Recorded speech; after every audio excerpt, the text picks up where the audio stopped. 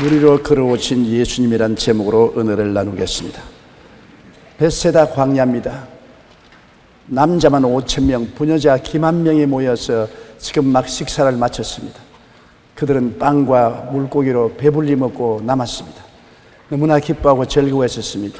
그런데 예수님은 제자들을 독촉해 가져서 빨리빨리 배를 타고 가버나움으로 건너가라고 했습니다. 제자들은 좀 찜찜했습니다. 주님 같이 갑시다. 아니야, 나는 산에 올라가서 기도 좀 하고 뒤에 갈 테니까 빨리 가라, 빨리 가라. 그래서 예수님이 독촉을 받고 제자들은 못 이겨서 할 수 없이 배를 타고 노를 저어서 바다로 들어갔습니다. 마침 그날은 날이 흐리고 바람이 굉장히 불었습니다. 그것도 순풍이 아니고 역풍이 불어서 배를 저어 가기가 굉장히 힘이 들었었습니다. 예수님은 군중을 흩어보내시고 난 다음에 산중에 들어가서 혼자 기도했습니다.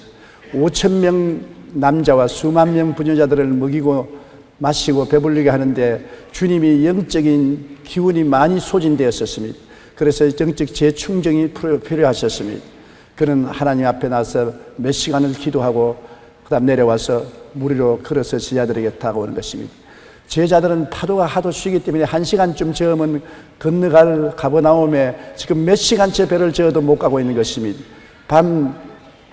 새벽 3시에서 6시 사이가 밤 4경인데 그때까지 배를 저어도 배가 자꾸 밀리고 못 나가니 지치고 불안하고 피곤했습니다. 근데 저 건너편에 보니까 바다 위에 흰 물체가 떴다가 내려앉았다가 떴다가 내려간다면서 그 풍파 속을 바람에 옷자락을 휘날리면서 다가오는 걸 보고 그들은 기절초풍을 했습니다. 유령이다. 뱃사람들은 바다에서 유령이 나타나면 반드시 배가 파손한다는 전설이 있습니다. 그들은 이제 배가 파손해서 예수님도 없이 죽게 되었다고 생각하고 아베교환의 부르시험을 했습니다. 그러자 가까이 오신 예수님이 내니 두려워 말라. 그러나 예수님이 아닌지 모릅니다. 베드로는 만약 주님이시면, 주님이면 주님이지 만약 주님이 뭡니까? 처음부터 좀 의심스러웠습니다. 그러나 만약 주님이시면 나로 물 위로 걸어오게 하소서. 주님이 오라.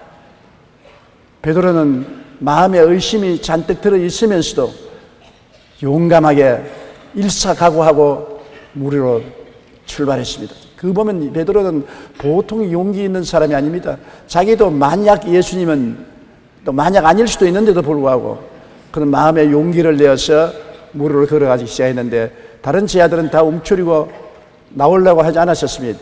이걸 보게 될 때 여러분 마음에 좀 의심이 있더라도 담대하게 모험을 하는 사람이 기적을 체험할 수 있는 것입니다.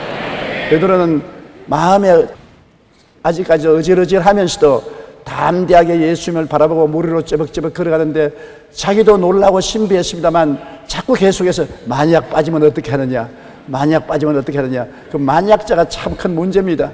처음부터 주님의 말씀을 의지하고 갔으면 좋겠는데 만약 주님의 말씀이 아니면 뭐 어떻게 하냐, 만약 예수님이 아니면 어떻게 하느냐.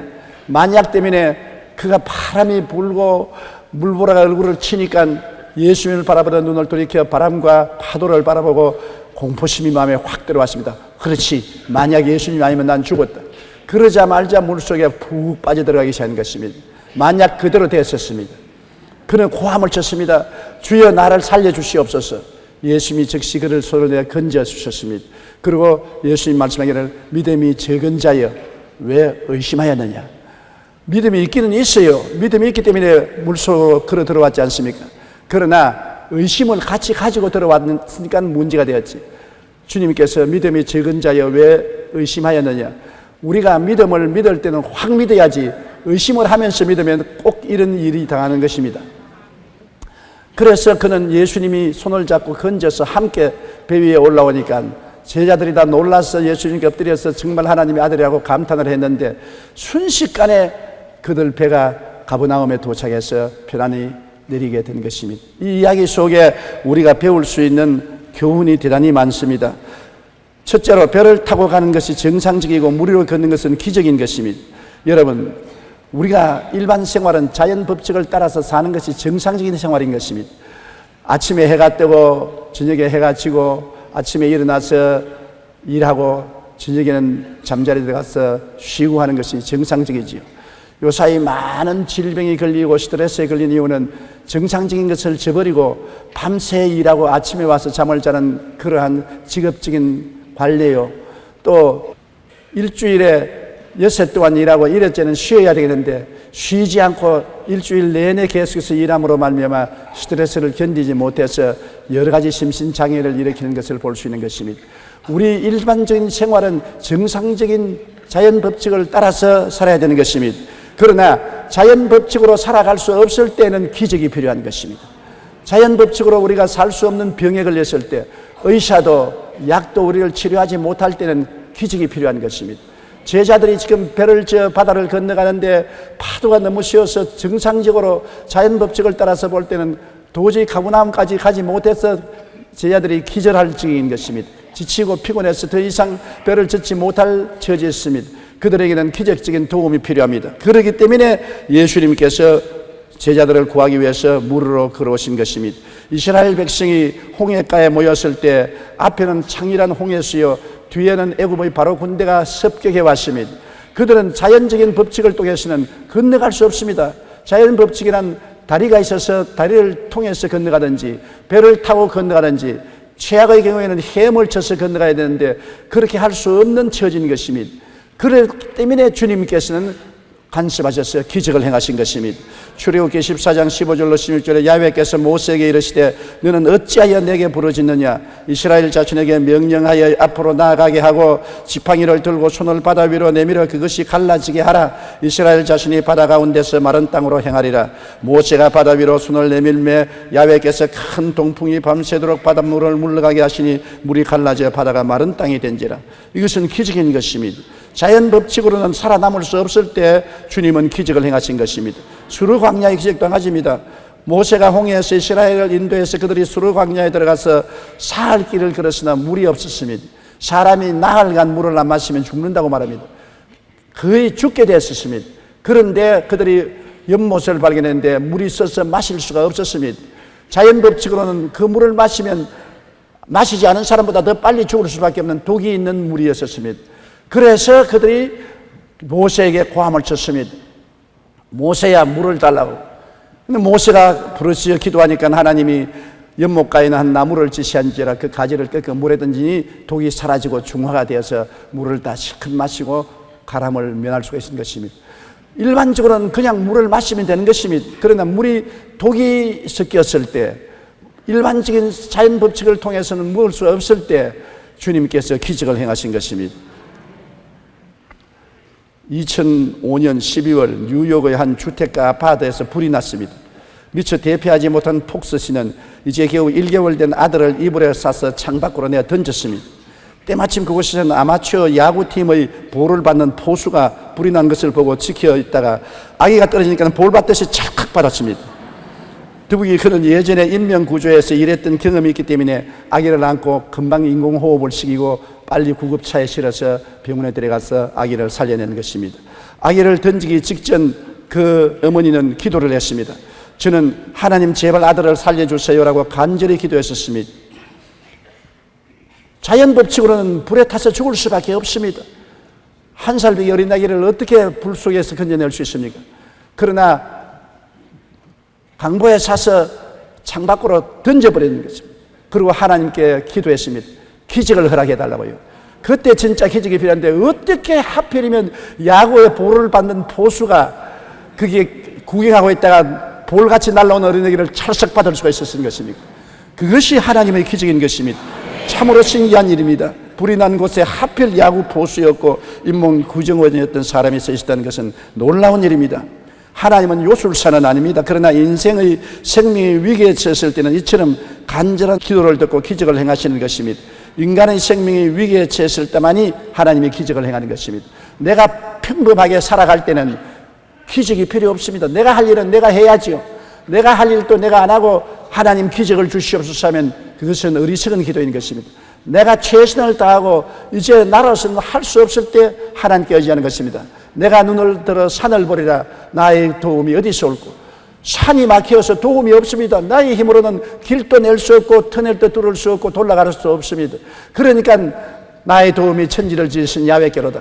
태산이 막혀서 내가 움쩍도 못하게 될 때는 그때 눈을 들어 하늘을 쳐다보고 천지를 지으신 하나님이 도와주실 것을 기도하면 하나님이 기적을 행하여 주시는 것입니다. 내가 할 일을 안 하고 내 의무와 책임은 안 하면서 하나님 도와주시옵소서 하면 안 되는 것입니다. 일도 안 하고 들어 누워서 빙글빙글 놀면서 일용할 양식을 주옵소서, 먹을 것과 입을 것과 있을 곳을 주옵소서, 기적을 주옵소서 하면 하나님이 일을 해라, 내가 기적을 줄 테니까, 그렇게 말하는 것입니다. 내가 할 일은 내가 해야 되는 것입니다. 내 할 일을 내가 다 하고 난 다음에 내 힘으로 할 수 없는 것은 하나님이 도와주시는 것입니다. 예수님의 제자들은 자기들이 할 일을 다 했습니다. 있는 힘을 다해서 노를 저었으나 그들 배가 자꾸 역풍에 밀려 뒤로 물러나가고 앞으로 전진하지 못하고 벌써 몇 시간이 되었는데도 가버나움에 도착하지 못하고 좌절과 절망에 처했을 때, 인간적으로 어찌할 수 없을 때 예수님은 무리로 걸어오셔서 그들에게 기적을 행하여 주신 것입니다. 둘째로, 그냥 기적이 생기는 것이 아닙니다. 하나님의 말씀이 있어야 기적이 생기는 것입니다. 베드로가 주님께 말씀을 구했습니다. 그냥 주님이 물으로 걸어오니까 주님이다 생각하고 어림짚고 물속에 뛰어들어간 것은 아닙니다. 파도가 치고 바람이 불고 캄캄한데 어디 감히 모험하고 들어갔다가 살아남겠습니까? 그는 확실히 의지할 수 있는 말씀을 구한 것입니다. 주시어든 나로 무리로 걸어오게 하소서. 마태복음 14장 28절로 29절에 베드로가 대답하여 이르되 주여 만일 주심이거든 나를 명하사 물리로 오라 하소서 하니 오라 하시니 베드로가 배에서 내려 무리로 걸어서 예수께로 가되. 로마서 10장 11절에 믿음은 들음에서 나며 들음은 그리스도의 말씀으로 말미암으니라. 말씀을 들어야 돼요.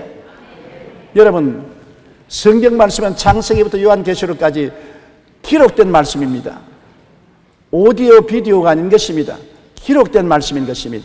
우리가 기도해서 이 기록된 말씀을 성령이 우리에게 들리도록 하실 때 그것이 내게 주신 레마가 되는 것입니다. 기록된 말씀은 그냥 기록된 말씀으로 읽는 것이고 듣는 것이 아닙니다. 보는 것하고 듣는 것하고 틀리는 것입니다. 보는 것은 옛날 하나님을 체험한 사람들의 체험담을 기록하고 하나님의 음성을 들은 사람들이 그것을 기록한 것이 성경인 것입니다. 우리는 옛 사람들이 하나님의 음성을 듣고 체험하고 기록한 것을 읽고 있을 때 성령이 그 말씀을 통해서 우리에게 직접 마음속에 들리게 하시면 그것은 읽은 말씀이 아니고 들은 말씀이 되는 것입니다. 그럴 때 그것이 레마가 되는 것입니다. 예수님께서는 무리로 걸어올 때 베드로가 마음속에 성경을 보니까 이스라엘 백성이 홍해를 육지같이 건넜다 하더라, 나도 예수께로 가자, 그렇게 했더라면 물에 빠져 죽었습니다. 그는 기록한 말씀을 따라서 행하지 아니하고 주여 기록한 말씀대로 하는 것이 아니라 내게 말씀하여 주시옵소서, 지금 내게 말씀하여 주시옵소서. 그는 눈으로 본 말씀을 가지고 행한 것이 아니라 들은 말씀을 가지고 나간 것입니다. 믿음은 감각과 환경을 또 극복해야 되는 것입니다. 내가 믿었다고 해서 바람도 안 불고 파도도 안 치는 것이 아닙니다. 환경은 변하지 않습니다. 바람은 여전히 불고 파도는 여전히 쳤습니다만 믿음은 말씀 위에 서서 나가는 것입니다. 믿었다고 해서 환경이 갑자기 순탄해지지는 않습니다. 믿어도 바람과 파도는 걷습니다. 믿음으로써 우리는 한번 싸워야 되는 것입니다. 내가 믿었다고 해서 갑자기 병이 순식간에 낫는 것이 아닙니다. 마음에 믿었어도 여전히 병이 있고 고통이 있습니다. 그와 믿음과 싸워야 그 다음에는 믿음이 이기게 되는 것입니다. 왜 믿었는데 지금 당장 기적이 일어나지 않습니까? 그렇지 않습니다. 믿음은 반드시 환경과 싸워야 되는 것입니다. 제자들과 베드로는 하나님을 믿었습니다만 바람과 파도는 여전히 쳤습니다. 그들은 믿음으로 주님 오실 때까지 기다려야만 되는 것입니다. 우리도 주님 오실 때까지 기다려야만 되는 것입니다. 히브리서 12장 2절에 믿음의 주여 또 온전케 하시는 이 예수를 바라보자. 풍랑 속에서도 예수님을 바라보고 마음의 평안을 유지해야 되는 것입니다. 이심과 두려움이 들어오면 환경과 감각에 치고 마는 것입니다. 환경과 감각은 우리에게 말합니다. 너 믿은 그 헛된 것이다. 믿었지만은 아직 바람이 불지 않냐. 믿었지만 아직 파도가 치지 않냐. 파도 소리를 들어보라. 저 물보라를 보라. 저 바람 소리를 들어보라고 말하는 것입니다. 환경과 감각은 현실을 가지고 우리에게 끊임없이 의심하게 하고 두려워하는 것입니다. 그러나 우리 마음은 하나님 말씀에 서 있는 것입니다. 말씀에 굳건히 서서 들려오는 바람과 파도 소리를 무시하고 나아갈 수 있어야 되는 것입니다. 그렇기 때문에 믿음이란 전쟁인 것입니다. 믿음이란 평안한 것이 아닙니다. 영적인 전쟁에 들어가는 것입니다. 의심하고 있을 때는 그냥 평안하겠지만은 일단 믿어서 의심을 제끼고 나가려면은 싸움을 해야 되는 것입니다. 마귀가 끊임없이 여러분에게 덤벼드는 것입니다. 그렇기 때문에 우리가 말씀을 생각하고 말씀을 꿈꾸고 말씀을 믿고 말씀을 입으로 자꾸 시인해야 되는 것입니다. 우리가 믿음의 전쟁을 할 때는 입술로 시인하는 것이 가장 큰 무기인 것입니다. 입술로 의심을 고백해버리면 안 되는 것입니다. 입술로 계속해서 주님을 쳐다보고 없는 것을 있는 것 같이 불러야 되는 것입니다. 없는 것을 있는 것 같이 고백해야 되는 것입니다. 그렇게 하면 믿음이 이기게 되는 것입니다. 야고보서 1장 6절로 7절에 오직 믿음으로 구하고 조금도 의심하지 말라. 의심하는 자는 마치 바람에 밀려 요동하는 바다 물결 같으니 이런 사람은 무엇이든지 주께 얻기를 생각지 말라고 말하는 것입니다. 이사야 41장 10절에 두려워 말라. 내가 너와 함께하리라. 놀라지 말라. 나는 내 하나님이 되리라.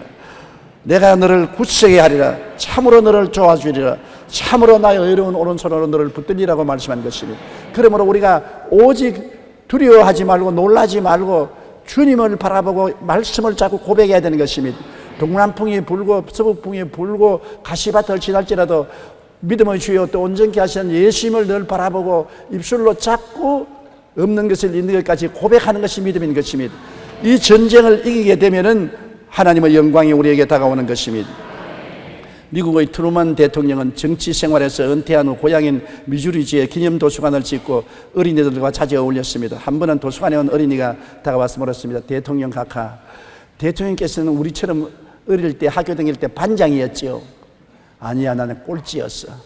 나는 겁이 많아서 친구들이 고함만 치면은 움츠리고 운동을 하지 못해서 애들이 운동할 때 나는 구경만 했단다. 그리고 나는 눈이 너무 나빠서 안경을 벗으면 글을 읽을 수 없었단다. 그런데 어떻게 대통령이 됐어요? 그렇지만 나는 언제나 성경책을 읽었어. 매일 성경을 읽었단다. 성경에서 빌립보서 4장 13절에 내게 능력 주시는 자 안에서 내가 모든 것을 할 수 있느니라. 이 말씀 한마디가 내가 어릴 때부터 대통령이 되고 은퇴할 때까지 중심을 잡아주었단다. 나는 언제나 할 수 없다, 못한다, 약하다, 허약하다 할 때마다 이 빌립보서 4장 13절을 외웠다. 내게 능력 주신 자 안에서 내가 무엇이든지 할 수 있다고 할 때 내 속에 용기가 생기고 힘이 불끈 생겨났다는 것입니다. 트루먼 대통령은 이 말씀에 의지해서 용기와 힘을 얻고 제2차 대전을 무사히 승리로 이끌고 위대한 대통령이 될 수가 있는 것입니다. 말씀이란 이렇게 위대한 힘을 가지고 있는 것입니다. 우리가 성경 말씀을 읽다가 그 말씀 속에 성령이 우리에게 들려주는 감동의 말씀은 우리 일생을 좌우할 수 있는 힘의 원천이 되어주는 것입니다. 베드로가 바다 위를 걷기 전에 주님께 말씀을 구하고 말씀을 의지해 나간 것처럼 여러분도 주님께 말씀을 구하십시오. 저는 저의 일생을 좌우한 것이 제가 목회를 시작할 때 요한 3서 2절에 사랑하는 자여 내 영혼이 잘됨같이 내가 범사에 잘되며 강건하기를 내가 간구하노라. 이 말씀이 제 영혼을 뒤에 흔들었습니다.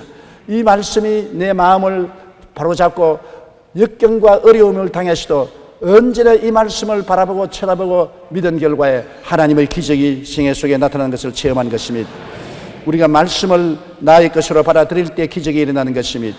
셋째로 우리가 이 이야기에서 은혜를 받을 수 있는 것은 우리 인생에는 주님께서 제2의 기회를 주신다는 것입니다. 베드로는 물에 빠졌습니다. 그 길로 죽은 것이 아닙니다. 그가 주님께 부르짖어서 주여 나를 도와주시오 할 때 주님이 오셔서 손잡고 건져준 것입니다.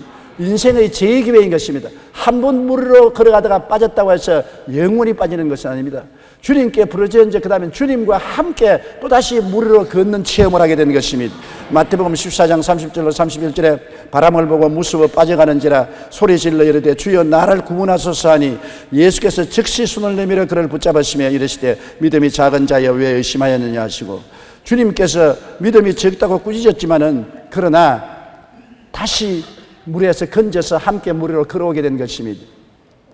골프를 치는 사람은 멀리 가니 뭔지 압니다. 친구들하고 골프를 치는데 드라이버를 탁 쳤는데 드라이버가 오비라고 산속으로 들어가 버리거나 그 다음에는 해자들하고 물속이나 모래 속에 들어가 버리면 점수에 불점을 받게 되는 것입니다. 그러면 경기에 져요.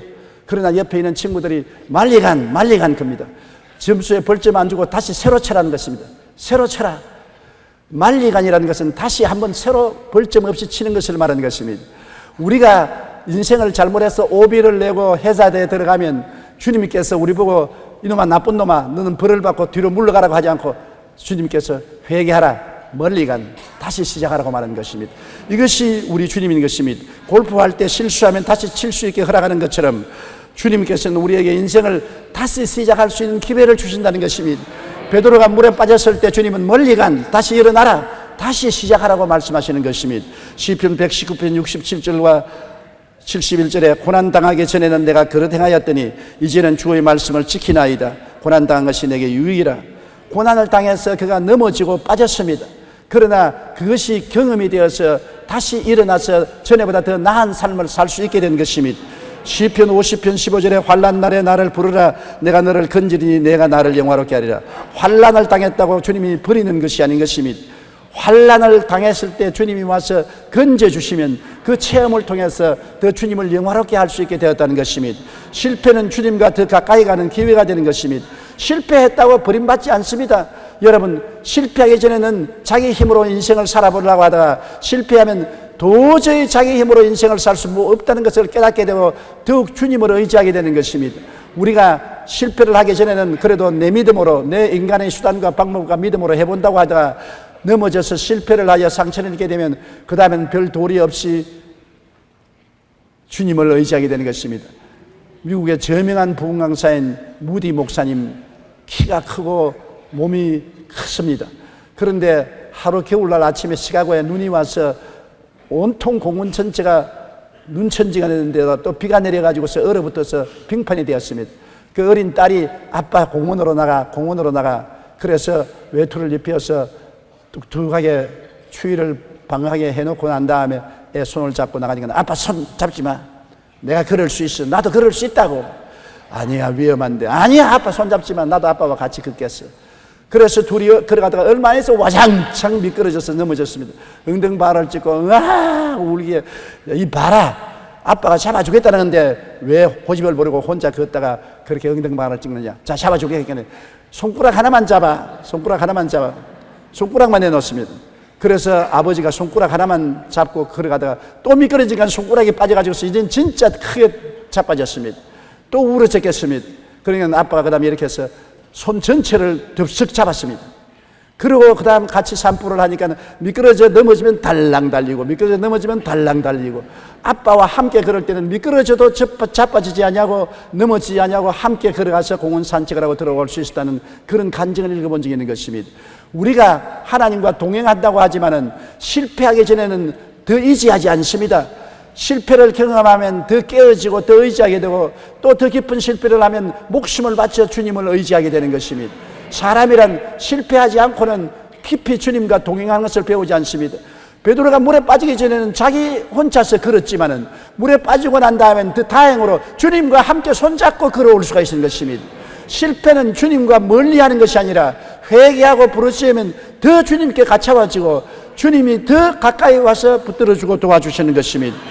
마태복음 14장 32절로 33절에 배에 함께 오르며 바람이 그치는지라 배에 있는 사람들이 예수께 절하며 이르되 진실로 하나님의 아들이로소이다라고 말했습니다. 그렇기 때문에 실패는 주님과 더 가까이 가는 기회가 되므로 여러분 인생의 실패를 두려워하지 마십시오. 어린아이가 한번 일어서서 두 발로 쪼박쪼박 걷기 전에 1500번 넘어진다고 말했었습니다. 1500번 실패를 하고 울고 정강이가 깨어지고 상처를 입고 난 다음에야 비로소 서서 걸을 수가 있다는 것입니다. 한 가지 일에 숙달하기 위해서는 21번 실패를 해야 된다는 것입니다. 보통 21번을 실패를 해야 한 가지 일에 숙달할 수 있다는 것입니다. 그러므로 인생은 실패하는 것이 아니라 인생은 실패하더라도 다시 재기회를 가지고 일어나는 것이 인생인 것입니다. 실패를 두려워하지 마십시오. 재인생이 있는 것입니다. 재기회가 있는 것입니다. 더 주님과 가까이 손을 잡고 나갈 수 있는 기회가 있는 것입니다. 그러므로 실패하는 자를 보고 손가락질하면 안 되는 것입니다. 실패하는 자는 낙심하지 말고 주님께 더 의지해야 되는 것입니다. 과학자 아인슈타인은 문학과 산수 외에는 점수가 너무 형편이 없어서 선생님이 학교를 떠났으면 좋겠다고 말하였습니다. 그런 아인슈타인이 세계적인 위대한 과학자가 되었습니다. 세계적인 오페라 작곡가 바그너는 16살이 되는 해에 무작정 학교를 그만두었다가 복학한 뒤 4개월 만에 퇴학을 당하고 졸업장조차 받지 못했습니다. 그러나 바그너는 오늘 세계가 아는 위대한 작곡가여 음악가인 것입니다. 가곡의 왕이라고 불리는 슈베르트도 처음에는 음악 공부를 따라가지 못해서 아버지가 작곡 금지령을 내릴 정도였지만 위대한 작곡가가 되었습니다. 정치가이자 노벨 문학상을 받은 처칠은 라틴어와 체육을 유난히 싫어해서 낙제를 거듭했습니다. 그러나 세계적인 정치 지도자가 되었으며 시인 릴케는 소년 시절 하루도 빠짐없이 절망을 겪었다고 고백했던 것입니다. 문학가 헤르만 헤세는 학교가 싫어 신경쇠약제에 시달리다가 결국 도중 하차를 했는데 그러나 역사가 증명하는 세계적인 문학가가 된 것입니다. 우리가 위대하다고 칭송하는 각 분야의 사람들은 좌절 가운데서 다시 한번 그들의 삶을 새롭게 시작하여 위대한 인물이 될 수 있는 것입니다. 우리는 다시 한번 일어날 수 있다는 것을 잊지 마십시오. 주님은 영원히 넘어지는 자는 버리는 것입니다.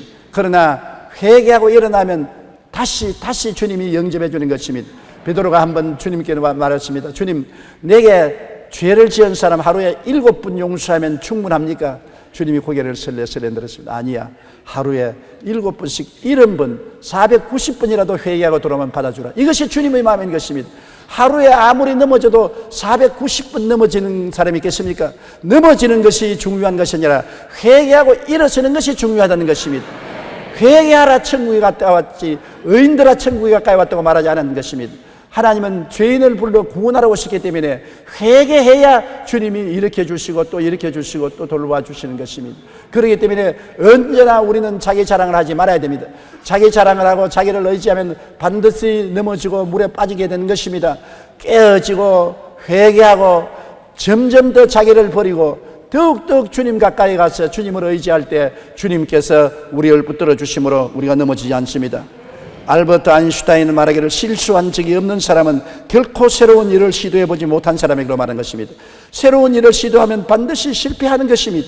실패하기 때문에 새로운 일을 성공할 수가 있는 것입니다. 미국의 선풍적인 인기를 가지고 있는 토크쇼의 여왕 오프라 윈프리를 여러분 잘 아시겠죠? 미국에서는 오프라 윈프리 쇼타임은 미국 전국이 거기에 귀를 기울인 것입니다. 그러나 오프라 윈프리는 흑인 사생아로 빈민가에 태어나서 13살에 성폭행을 당하고 14살에 임신했습니다. 20살에는 마약에 빠져 그 인생은 실패자가 될 수밖에 없었습니다.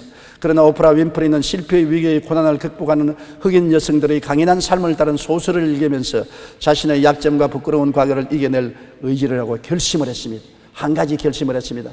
나는 존경받는 여성으로 살겠다는 결심을 한 것입니다.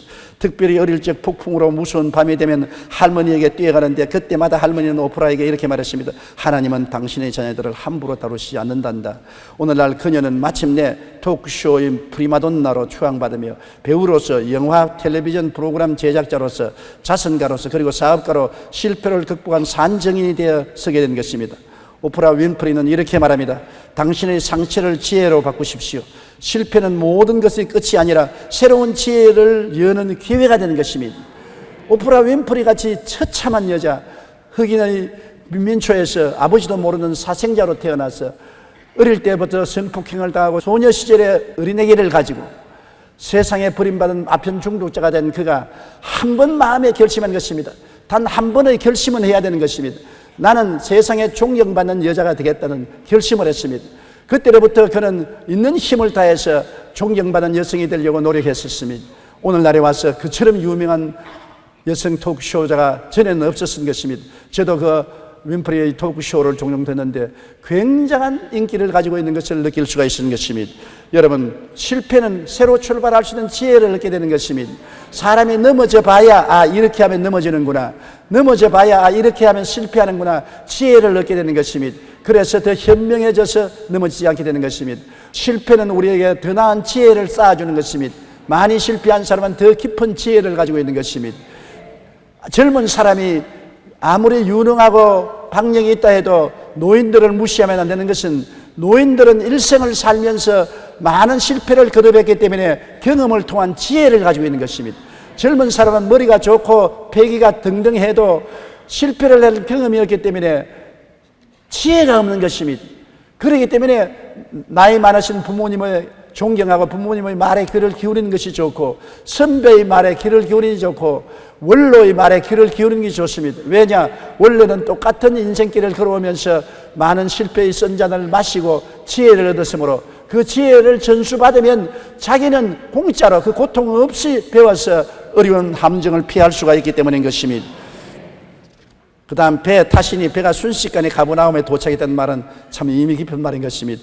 요한복음 6장 21절에 이에 기뻐 배로 영접하니 배는 곧 그들이 가려던 땅에 이르렀더라. 몇 시간을 배를 저어도 배가 갈릴리 바다 한가운데서 전진하지 못했는데 예수님이 타니까 한 번 졌는데 10번의 효과가 생겨서 순식간에 가버나움에 도착한 것입니다. 저는 언제나 공항에 갈 때 에스컬레이터를 타면서 머리에 생각이 나는 것입니다.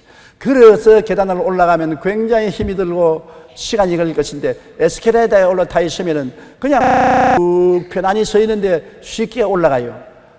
또 평지에 깔려있는 에스컬레이터도 걸어가는 사람은 힘차게 걸어가지만 에스컬레이터 위에서 걸어가면 10배, 20배 속도가 나는 것입니다. 우리 주님이 우리 인생의 배에 타면 다른 사람보다 효율이 굉장히 많이 생기는 것입니다. 10배, 20배 효율이 생기는 것입니다. 몇 시간을 배를 저어도 못 가는 가버나움에 예수님이 타자 몇 분 안 저었는데 순식간에 가버나움에 도착한 것입니다. 주님께서 우리 인생의 알파를 하면은 여러분 우리 인생을 쉽고 가볍게 속히 성공적으로 살아갈 수 있는 것입니다. 수고하고 무거운 짐진 자들은 다 내게로 오라. 내가 너희를 쉬게 하겠다는 것입니다. 주님이 쉬게 하겠다는 것은 내 짐은 쉽고 내 짐은 가볍다. 나를 의지하면 쉽고 가볍게 인생을 살아갈 수 있는 도움이 주어진다는 것입니다. 인생에 우리가 짐을 안 지는 것은 아닙니다. 예수님께 나오면은 주님이 쉽고 가볍게 인생을 짐을 지고 가게 만들어 주시는 것입니다. 그러므로 우리 주님께 의지하는 것은 그렇게 좋은 것입니다. 주님은 일상 자연적인 생활에도 우리에게 성공을 가져주는 것입니다. 요한복음 15장 7절에 너희가 내 안에 거하고 내 말이 너희 안에 거하면 무엇이든지 원하는 대로 구하라. 그래야만 이루리라고 말씀해 주신 것입니다. 인간이 할 수 있는 일은 인간이 해야 돼요. 최선을 다해도 절망에 처할 때는 기적을 구해야 되는 것입니다. 주님, 내가 할 일은 다 했습니다. 내가 수고도 해보고 노력도 해보고 처방도 해보고 애를 썼지만은 이제는 모든 길이 다 정말 강사입니다. 주님, 나를 도와주시옵소서. 저는 내 처지가 기억이 납니다. 7살에 폐병이 걸려서 병원에 가니까 6달밖에 못 산다고 말하고 우리의 전통적으로 믿던 종교를 가지고 아무리 기도를 해도 대답도 없고 이제는 죽음의 날만 기다리는 것입니다. 태산이 내 앞을 가로막았습니다. 내가 눈을 들어 산을 보니 산이 너무나 큽니다. 죽음이 임박해 왔습니다. 차차차 숨이 너무 가빠서 바로 눕지 못하고 벽에 기대야 되는 것입니다. 벽에 기대해도 숨을 잘 쉴 수 없고 눈만 감고 잠만 자면 숨이 막혀서 죽을 지경인 것입니다. 그런 고통이 오니까 내가 눈을 들어 산을 보고 내 도움이 어디서 올고 나의 도움이 천지를 지으신 야훼께로다. 그때 야훼께 부르짖은 것입니다. 나는 하나님의 이름을 들어본 적도 없고 예수님을 만나본 적도 없습니다. 누구 와서 나에게 전도한 적도 없고 목사나 교회에 와도 가본 적도 없는 것입니다. 그러나 사람이 절망에 처하니까 하나님을 찾게 되고 하나님은 전도자를 내게 보내서 내가 회개하고 예수 믿게 만들어 주시고 기적을 베풀어 주신 것입니다. 보통 약으로 살 수 있으면 기적을 구할 필요가 어디 있겠습니까? 기적은 절망에 처했을 때 기적이 필요하고 절망에 처해서 주님을 간절히 찾으면 주님께서 만나 주시는 것입니다. 평범할 때는 근성으로 기도하지 않아요. 간절히 기도하지 않아요. 그러나 여러분 정말 절망에 처하게 되면 애간장이 끓는 기도를 하게 되는 것입니다. 목숨을 바쳐서 부르짖고 기도하는 것입니다. 그런 기도에는 하나님이 기적을 행하여 주시는 것입니다. 평소에 주님과 함께하면 자연적인 도움이라도 하나님이 능력 있게 만들어주는 것입니다. 그러므로 기적이 필요하지 않은 평소 생활에도 주님이 함께 계시면 쉽고 가볍게 인생을 살게 만들어 주시고 더구나 절망에 처하고 갈 길이 없을 때 주님께 부르짖어 기도하면 절망에서 길을 만들어 주시고 어두움에서 빛을 만들어 주는 것입니다. 주님께서 말씀하지 않았습니까? 내가 곧 길이요 진리요 생명이라. 주님께서 바로 우리 길이 되시고 진리가 되시고 생명이 되시는 것입니다. 우리는 베드로가 물으로 걸었다가 물에 빠졌으나 주님 손을 잡고 이 양양하게 배로 돌아온 사실을 통해서 우리 인생의 진리를 깊이 깨닫고 우리도 제2, 제3의 베드로처럼 성공적인 인생을 살게 되기를 주님 이름으로 축원합니다. 우리 고개 숙여 기도드리겠습니다. 전능하신 아버지 하나님, 이 인생을 살아가는 동안에 폭풍이 이런 인생 바다를 항해하게 됩니다. 우리가 수고롭고 고달프고 혹은 파손되기도 합니다. 그러나 주님이 우리를 구원하기 위해서 언제나 바다 위로 걸어오심을 우리는 알고 있습니다. 내 아버지 하나님 이제 주의 음성을 듣고 담대하게 믿음으로 주님을 향해서 나가게 도와주시옵소서. 나가다가 빠지더라도 주님은 다시 이렇게 세워주시고 이제는 혼자 걷지 않고 함께 걷게 만들어 주신 줄 믿습니다. 하나님 아버지여, 할 수 있거든이 무슨 말이냐? 믿는 자에게는 능치 못하심이 없다고 하셨습니다. 내 믿은 대로 될지다고 하셨습니다. 우리가 믿음으로 살고 보는 것으로 살지 말게 도와주시옵시고, 모두 말씀을 믿고 의지하고 믿음으로 사는 주의 종들이 되게 도와주시옵소서. 예수님 이름으로 기도드리옵나이다. 아멘.